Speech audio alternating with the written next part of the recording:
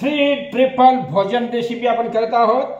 अशा प्रकारे मोठ्या गॅसवर भात ठेवलेला आहे, तो उतून निघालेला आहे। त्याचं पेजवणी या पळीच्या साह्यानं, पेजवणी म्हणजे थोडा आलेला फेस हा बाजूला काढून घेतलेला आहे। आता त्याच्यावरती आपण प्लेट झाकलेली आहे, गॅस कमी केलेला आहे। जर का जास्त उतू जात असेल तर थोडी प्लेट मागे सरकवायची आहे, ठीक आहे। आता आपण या कढईनं आता प्रत्यक्ष भेंडीची रेसिपी करूया।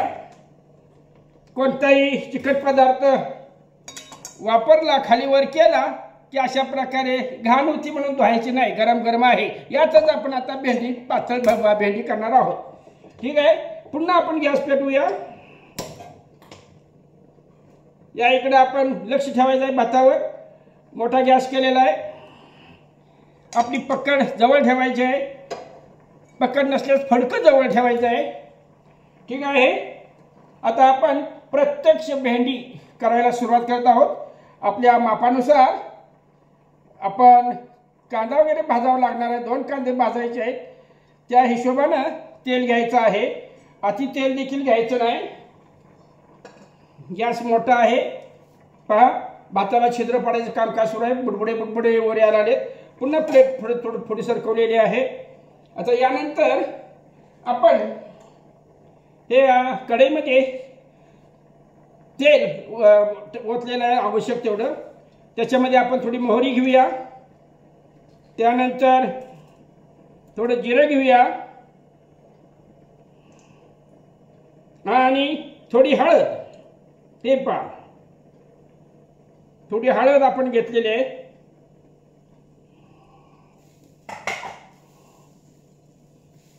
कढीपत्ता थोडा विसरलेला आहे आपला, ठीक आहे, असू दे, असलाच पाहिजे असं काही नाही, आपणच खाणार आहोत त्यामुळे काही एवढे घाबरायचं काही काम नाही। आता यानंतर आपण कांदा बघा, जिरं मोहरी तडतड करायला सुरुवात झालेली आहे। याच्यामध्येच आपण कांदा भाजून घेणार आहोत। आपली चौफेर लक्ष पाहिजे। पहा, मी कांदा टाकून घेतो, या भाताची प्लेट उड्या मारायला लागलेली आहे, मारू दे, काय काळजी करा नाही। त्यानंतर हे टोमॅटो आपण घालून घेणार आहोत, कोथिंबरी नंतर पाणी ओतल्यानंतर वापरणार आहोत, ठीक आहे। म्हणजे जिरं मोहरी कढीपत्ता हळद कांदा आणि टोमॅटो हे मिश्रण आपण मोठ्या गॅसवर काय करत आहोत, परतवून घेत आहोत कढईमध्ये। आता कांदा चांगला भाजत आल्यानंतर आपण याच्यामध्ये काय करणार आहोत, ही भेंडी चिरून घेतलेली भाजून घेतलेली भेंडी याच्यामध्ये आपण टाकणार आहोत। अशा प्रकारे भेंडी देखील केलेली आहे।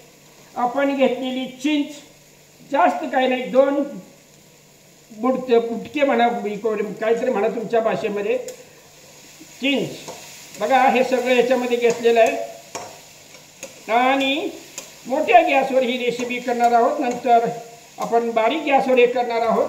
ते करत असताना इकडे भाताडं बघायचं आहे, त्याचं पाणी बुडबुडे शांत व्हायला लागलेलं आहे। थोडं पाणी पहा, थोडा कच्चा आहे, ठीक आहे, मला भाजणार आहे, तो प्रश्न वेगळा आहे। किचनमध्ये काम करायचं आहे म्हणजे थोडं पाणी घेऊया आपण, थोडं पाणी घेतलेलं आहे। अशा प्रकारे पुन्हा भातावर प्लेट झाकलेले, तोपर्यंत इकडं भेंडी भाजायचं काम सुरू आहे।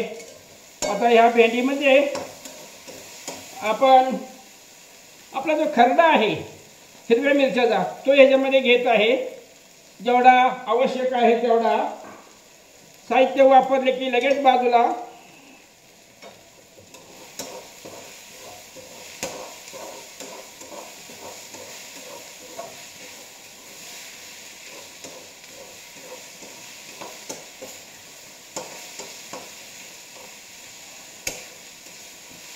पहा, ठसका येणार नाही ह्या हिशोबानं हे सगळं मिश्रण हिरवा ठेचा घालून आपण भाजून घेणार आहोत। आणि एका तांब्यामध्ये आपण गरम पाणी करून घेतलेलं आहे।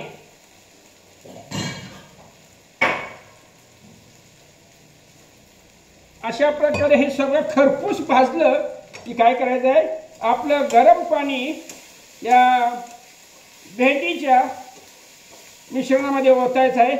जेवढं आपल्याला आवश्यक आहे तेवढं गरजेनुसार. हे पहा, मी ह्या तांब्यात गरम पाणी घेतलं, ह्याच्यामध्ये ओततो.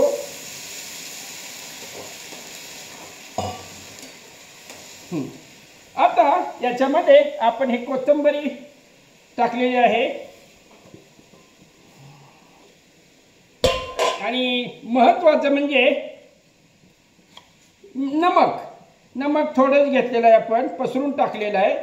शिवाय शेंगदाण्याचं कूट हे देखील आपण ह्या भेंडीसाठी वापरणार आहोत. पहा, आता शिजण्यासाठी थोडं पाणी कमी होणार आहे, यासाठी अजून थोडं गरम पाणी याच्यामध्ये वापरूया. ठीक आहे. अशा प्रकारे आपली भेंडी शिजण्याची प्रक्रिया सुरू होणार आहे. उतरू जाऊन द्यायचं नाही. भेंडीबाई तू आता शांतपणे शिजायला सुरुवात कर. तोपर्यंत मी ह्या भाताकडे बघतो. भात शिजला की बाजूला ठेवणार आणि नंतर मग चपात्याच्या नादाला लागणार. अशा प्रकारे आपण 3 प्रयोग करणार आहोत. प्रत्यक्ष झाल्यानंतरचे पदार्थ आपण तुम्हाला दाखवणार आहोत. तोपर्यंत रेस्ट.